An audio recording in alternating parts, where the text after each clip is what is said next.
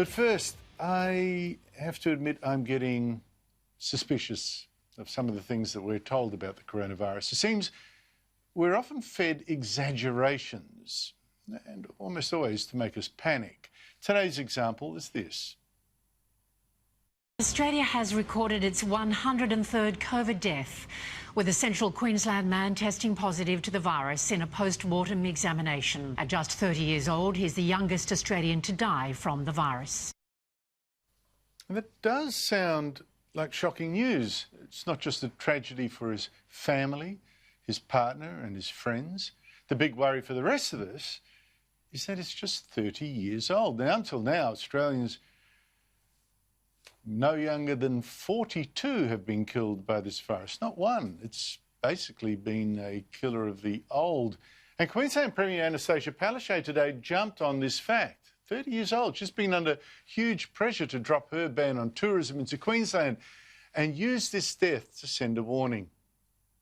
We extend our condolences, and it's a timely reminder too for all Queenslanders that this COVID is real, it's out there, and it has impacts on Queenslanders, and in this case we have lost another Queenslander today. But we should wait. I mean, just how much of a warning is this really, particularly to the young? How much does this death justify the severe lockdown still in Queensland? Now, as I said, the death is indeed a tragedy. But we've got to ask what in fact killed this man. Was it the virus, or was it something else? Because here is Queensland Chief Health Officer.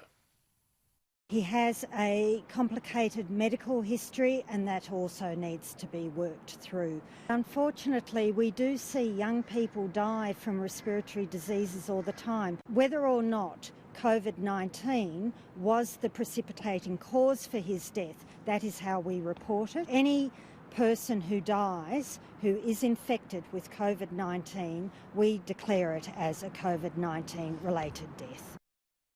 Well, that is very interesting. So this man had other serious health issues, and we don't actually know if it was the virus that killed him.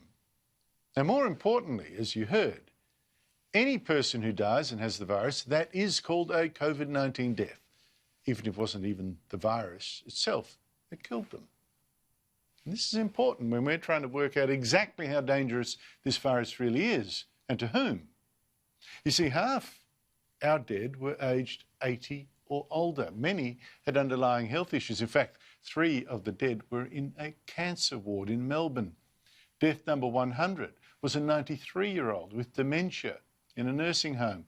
So we have to really ask how correct it is to say that all of our 103 deaths so far were caused by the virus. And it's the same question wherever you look.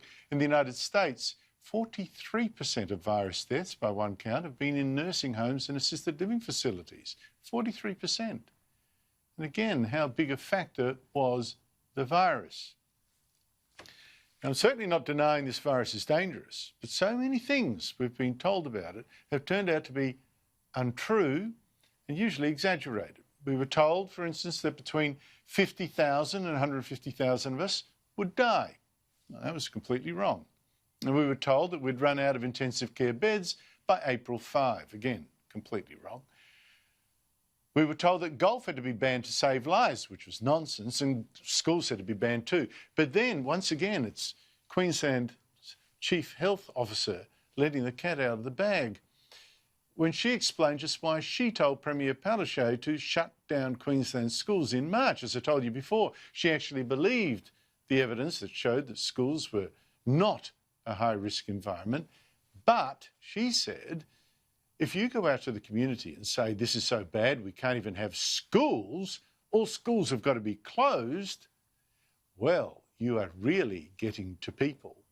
So sometimes it's more than just the science and the health, it's about the messaging. So we have to wonder, were schools then closed simply to send a message? Is that what that was about? Is that why golf was also banned? Send a message? And I now wonder why Queensland's borders are shut to tourists. Is that simply to send a message as well? What is the reasoning, really? Or maybe the borders were closed just to let the Premier pose like the saviour of the state. I'm not sure I trust that many people anymore to tell us the plain, calm, straight truth.